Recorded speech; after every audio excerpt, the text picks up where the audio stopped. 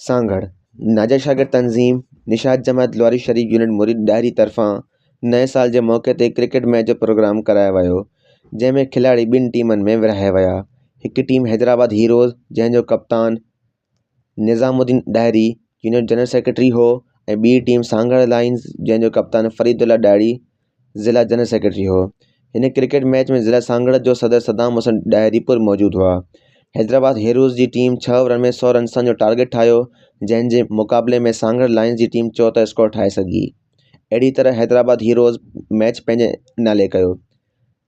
Winner team खे ज़िला सांगड़ जे सदर तरफ़ां ट्रॉफी ॾिनी वई। हिन एक्टिविटी जो मक़सदु दोस्तनि खे तफ़रीह मुहैया करणु हो। मैच में यूनिट जे मेंबरनि तोड़े सीनियर दोस्तनि भरपूर हिस्सो वरितो।